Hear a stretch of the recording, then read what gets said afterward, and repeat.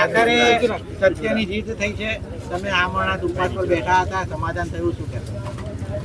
સમગ્ર ખેડા જિલ્લામાં પ્રવાસ દરમિયાન મેં અનેક જગ્યાએ જોયું કે લોકોની રજૂઆતો હતી કે સમગ્ર ખેડા જિલ્લામાં જે આરએનબી વિભાગ પંચાયત દ્વારા જે રસ્તાઓ બની રહ્યા છે, આ રસ્તાઓ ખૂબ જ ટૂંક જ સમયમાં એટલે કે 2-3 મહિનામાં જ તૂટી રહ્યા છે.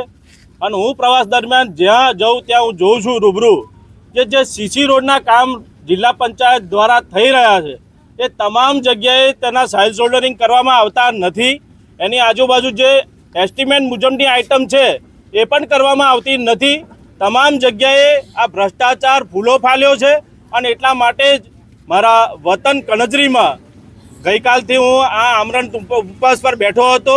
મારી માગણીઓ એટલી હતી, હું કંજરી નગરપાલિકાના વિસ્તારમાં જે જિલ્લા પંચાયતના હસ્તક રસ્તાઓ બન્યા છે એટલા માટે સીમિત નથી, પણ સમગ્ર ખેડા જિલ્લામાં જ્યાં પણ જિલ્લા પંચાયત હસ્તકના રસ્તાઓ બની રહ્યા છે તેની ગુણવત્તા સારી જળવાય, તેમાં ગેરરીતિ ના થાય.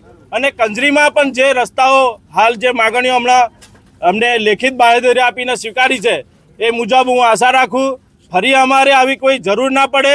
મારે નહીં, હું તો જિલ્લાનો પ્રમુખ છું, કંજરી નગરપાલિકામાં કાઉન્સિલર છું. 2-3 વખત રજૂઆત થાય અને તે છતાંય આ રસ્તાઓનો કામ ના થાય. હવે આ કેવી રીતે ચાલે?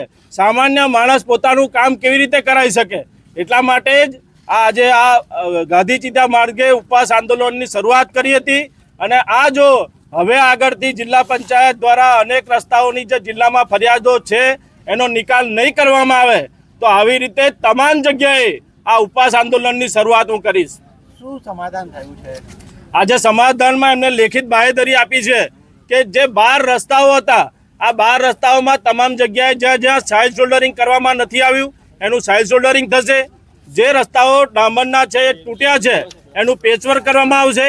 એના સિવાય કંજરીથી અહીંયા બહાર નીકળતા ડેરી રોડ જે છે એપ્રોચ રોડ એ 90 લાખ રૂપિયાના ખર્ચે બન્યો હતો.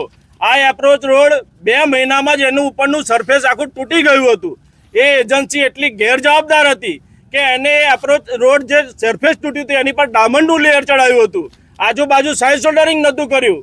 આ બધી રજૂઆતો કર્યા બાદ ત્યાં આગળ સામાન્ય કામગીરી કરવામાં સાઇલ શોલ્ડરિંગ કરવામાં આવ્યું હતું. આજ રોજ આ લેખિત બાંહેધરી મુજબ આ ઉપરનો જે એપ્રોચ રોડ છે ડેરી માર્ગ એની ઉપરની સરફેસ આખી નવેસરથી કરવાની અમે લેખિત બાંહેધરી લીધી છે. અને જો નહીં કરે તો પરિસ્થિતિ એની એ જ પાછી ઊભી થશે. તમે રજૂઆતો કરો પછી રોડ બને છે, તંત્ર સરખું કામ કેમ નથી કરતું? અરે ભાઈ, કમલમના આશીર્વાદથી જ આ બધું થાય છે. એમના ધારાસભ્યોના, એમના પદાધિકારીઓના અને એમના કોન્ટ્રાક્ટરો કે એટલે એમના ભાજપના કાર્યકર્તાઓ જ એમના કોન્ટ્રાક્ટર છે. અને એ લોકો મોટા વ્યવહાર કમલમ સુધી પહોંચાડે છે, ધારાસભ્યો સુધી પહોંચાડે છે. ધારાસભ્યો બોર્ડ મારે મોટા કે 500 કરોડના 600 કરોડના કામ મંજૂર કરાયા. હવે આ કામ મંજૂર કરાય એના ખાતમુહૂર્ત એ કરાવે અને ખાતમુહૂર્ત કરાવીને રસ્તા તૂટે એની જવાબદારી નથી લેતા.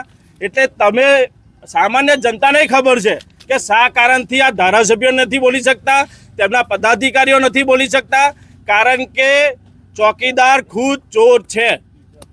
સાહેબ, કંજરી ગામે આજે તમે આવ્યા હતા, જે સમાધાન થયું છે, શું વિગત શું છે? જે કંજરી નગરની આસપાસના જોડતા જે રોડોમાં જે ખામીઓ હતી એ બદલ આજ રોજ ભેગા મળી અને પારણા કરાયા છે. અને એમની જે બાંહેધરી માંગી છે, એમણે લેખિત બાંહેધરી આપી છે. અને જે બી કામ એમણે સૂચવ્યા છે એ ઝડપથી ચાલુ કરી અમે પૂર્ણ કરાવશું. કઈ રીતના કામમાં હવે એ લોકોએ માંગણી કરી છે એ પ્રમાણના કામ થશે ખરા? એમની જે માંગણી છે એ સાઇડ શોલ્ડર ની માંગણી છે એ તાત્કાલિક કરાવીશું જ્યાં બાકી હશે ત્યાં. અને જે કંજરી એપ્રોચ છે એમાં જે સીસી રોડ ખરાબ થયો છે એમાં નવીનીકરણની કામગીરી અમે ફરીથી કરાવશું. સાહેબ, તંત્ર સ્વીકારે છે કે તંત્રની ભૂલ છે? આ જે પેજ છે એ સરફેસ ખરાબ છે, એ 3-4 સ્પોટ પર એનું રફ થઈ છે. એ અમે કામગીરી ખરાબ થઈ છે એમાં કોઈ અધિકારી પગલાં લેવાશે? એમાં એ કામગીરી જે રફ થઈ છે એ એજન્સીના ગેરંટી પીરિયડમાં હોય અમે એજન્સી પર કામગીરી પૂર્ણ કરાવશું.